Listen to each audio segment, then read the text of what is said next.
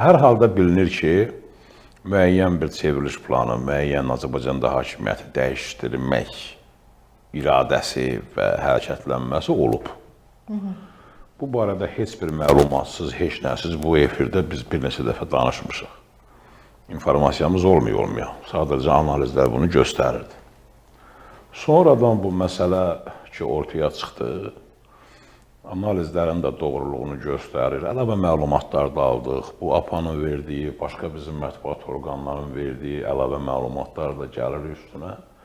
Həqiqətən də Azərbaycanın son illərdə, son bir 6-7-8 il ərzində gedən siyasi kursunun yönünü dəyişdirmək, onu dayandırmaq, fərqli istiqamətə yönəltmək məqsədi ilə ya hakimiyyət dəyişikliyinə nail olmaq, ya hakimiyyəti məcbur eləyib təzyiq altında başqa istiqamətə döndərmək istiqamətində biraz taftologiya oldu, istiqamət sözünü 2 dəfə istətdim, bağışlayın. Müəyyən addımlar atılıb.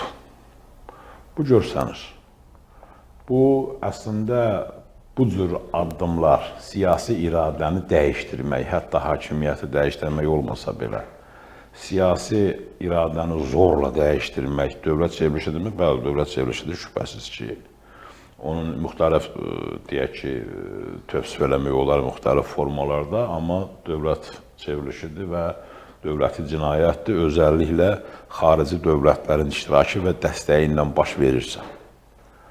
Amma görünür ki, burada miqyas o qədər genişdir ki, və adlar o qədər sürpriz adlardır ki, deyək ki, hakimiyyətin uzun illər boyu özünə ən yaxın hesab elədiyi adamlar, ən etibarlı hesab elədiyi və yaxud ən azı cəmaatın, xalqın gözündə o statusda olan qüvvələr görsənir ki, bu prosesin içindədir. Ona görə hakimiyyət bu məsələndə hansı qərar verəcəyini, hara qədər gedəcəyini hələ dəqiq müəyyənləşdirməyib. Amma onların belə çıxır ki, qalmağı ziyanlıdır. Yəni bir şəkildə onlarla hesablaşmaq lazım. Onların qalmağı, o tip insanların qalmağı Azərbaycan dövlətinə ziyanlı deyil. Onun mövcudluğuna, dövlət olaraq varlığına təhdiddir, heç şübhəsiz ki. Amma hakimiyyət müəyyən indi özünün də reytinqini, çünki birbaşa içində, birbaşa iç-içə illər boyu, 10 illər boyu olan adamların görünür ki, adları var.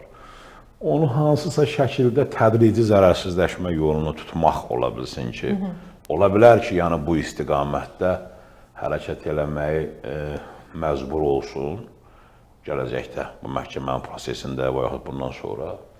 Ola bilsin ki, o baxımdan çox böyük təlatümlər yaratmamaq üçün, çox görülən işləri bəlkə şübhə altına atmamaq üçün biraz ehtiyatlı davranır. Hələlik əlində olan məlumatları bugün üçün tam açmır. Hələ tam bir rəsmi məlumat deyək ki, məhkəmənin və istintaq aparan orqanlar tərəfindən vermir.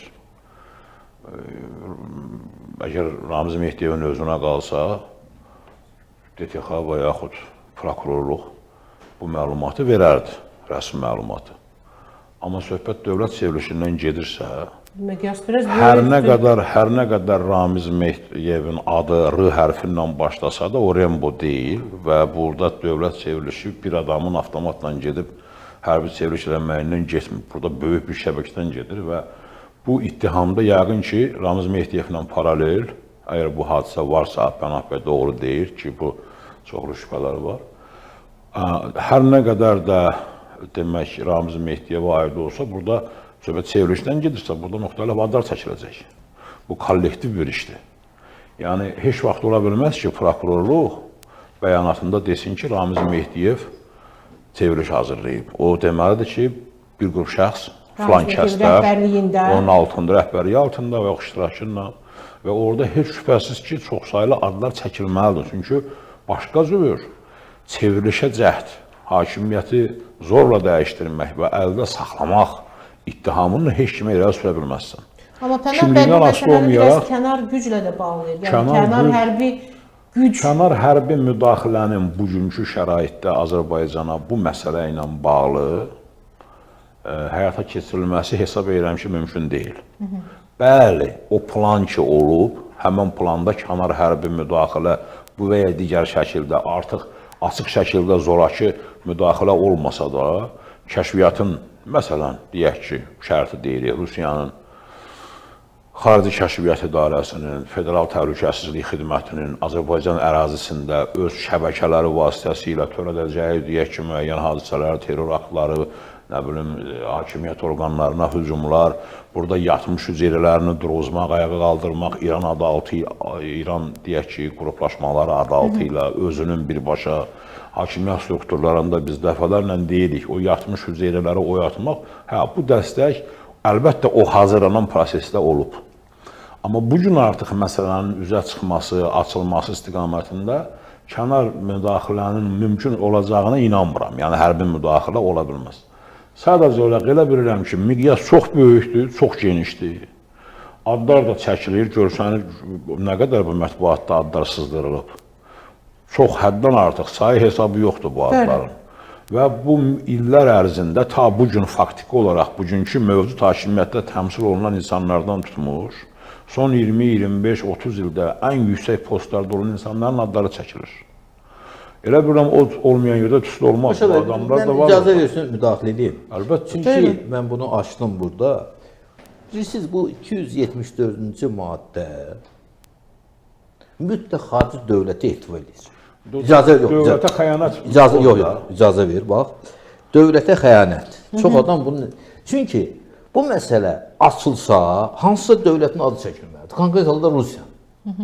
Mən elə gəlir ki, bəlkə tərəddüd var ki, bu məsələnin indiki məqamda, bu müəyyən proseslərin getdiyi məqamda hansı dərəcədə məqsədəundur. Çünki bir daha təbii ki, oxuyaq, çox adam, mən diqqət edirəm bizim izahlara, maddəni, bax, diqqət edir. Oxumadan üstünə keçin. Dövlətə xəyanət, yəni Azərbaycan Respublikasının suverenliyi, ərazi toxunulmazlığı, dövlət təhlükəsizliyi və ya müdafiə qabiliyyəti zərərini olaraq Azərbaycan Respublikasının vətəndaşı tərəfindən qəsdən törədilən əməl, 2 nöqtə, yəni nə?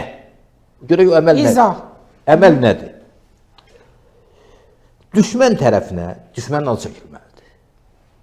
Düşmən tərəfinə, demək, keçmə, casusluq, dövlət sirrini xarici dövlətə vermə, ən çox mən ehtimal edirəm, bax, bu məsələ var.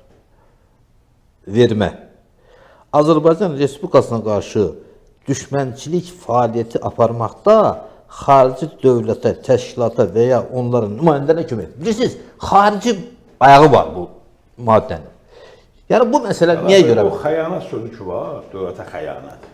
O mahiyyət etibarilə mütləq şəkildə xarici dövlət... Yəni, ona görə də bu məsələ əgər, o niyə görə, belə bir fikirlər var ki, niyə görə bu deyilmir? Deyiləndə gərək o xarici tərəfin adı şəklə.